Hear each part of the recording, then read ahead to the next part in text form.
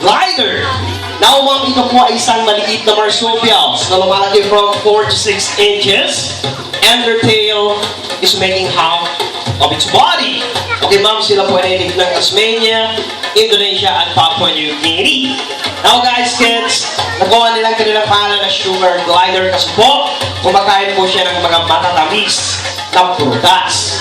At alam niyo ba na siya po ay may katangian din mag-glide na parang lumilipad doon sa mga puno. Oh my God, sorry about that, ma'am.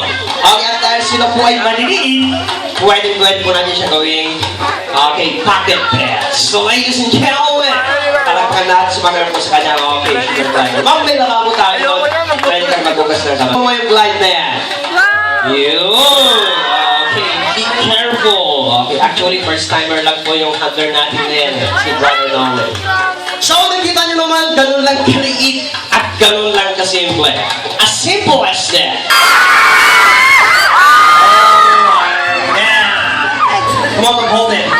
Just like that. Okay, now guys, kids, now each one is the 6th biggest snake in the world.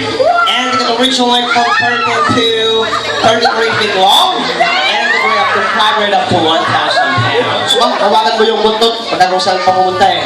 Yan. Now, itong hawak ni ma'am ay isang albino Bornis python. Now, being an albino, they lack sufficient amount of melanin on their skin, producing this like pigmentation. Kumbaga sa Tagalog, may kakulangan po siya ng melanin sa kanilang balat. Kaya sa nakikita niyo po, yung matingkad na kulay na yan, yung white and yellow. And of course, ma'am, dahil sila po albino, tignan mo, ang kanyang mata ay kulay pink o kaya pula. Okay, sila po ay isang anak araw.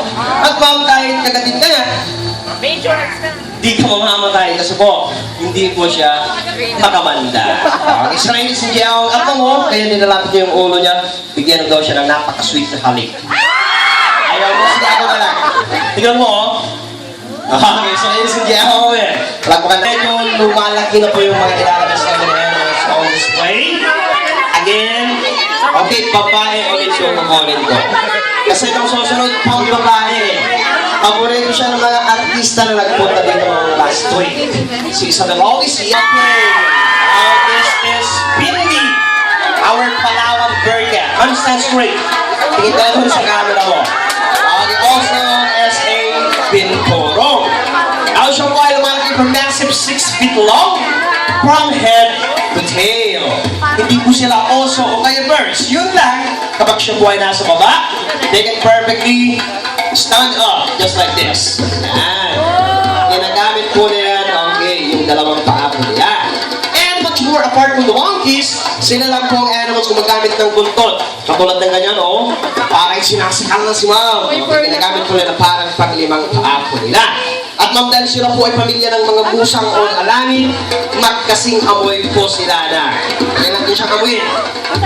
Naku, ma'am, ikaw yata yung mabango kasi napakabango niya talaga. Amoy popcorn and a distinction of panda.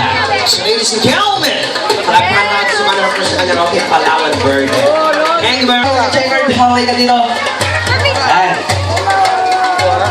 At mamaya yung last dadagdagan ko na yung kukunin ko. Kailangan ko na ng 9. Kaya mag-ready na lang po yung mga interesado dyan. Asa na siya? Smallest. Okay. African python. Okay, the ball python also known as a Royal python.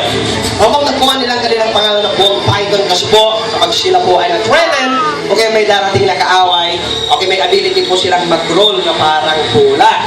Habang yung Royal python naman, okay, base sa buhay ni Cleopatra na magsuot siya ng ganitong ahas sa kanyang right wrist. And much more, okay, mas malaki po yung mga babae kaysa sa mga babae po siya. And much more, ma'am, okay, in captivity, kaya-kaya po nilang mabuhay hanggang 25 years. Okay, so ladies and gentlemen, hindi na po lalaki yan. Tataba na lang po. Okay, ball python. And the smallest, okay, African python. And of course, after the show, meron po kaming programa na animal photo session. Kung saan pwede po kayo magpa-picture sa aming mga animals. Katulad yung nilabas at yung tiger na nandun na si Tom. Hello, sir. Good morning. Pangalan po, sir. And taga saan si sir? Cavite. Okay, layo. Welcome ka bossing dito sa Baluarte. Okay, now sir, all you have to do ay labas mo yung dalawa mong kamay.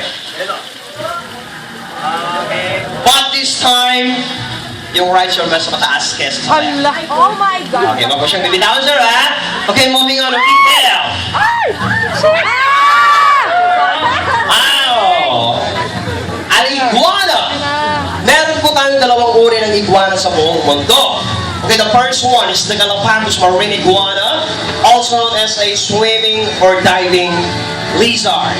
Pero itong hawak ni Sir ngayon, ito po ay isang green iguana o mas kilala sa tawag na bamboo chicken.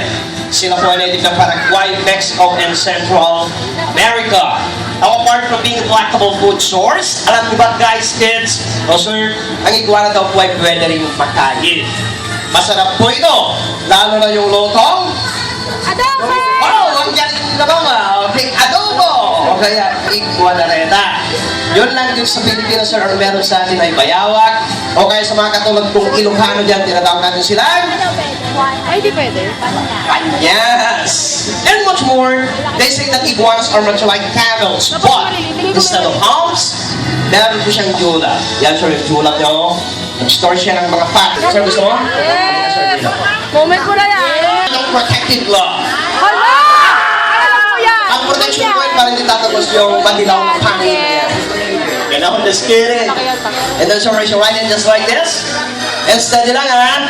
Okay, gusto ko screen or figure. We have. Now this is Spot, our medium-sized raptor. Now siya po ay lumaki from 55 to 75 centimeters, and they are known to be a crested serpent eagle. Or as English and scientific name suggests, now guys, kids, sir, sila po ay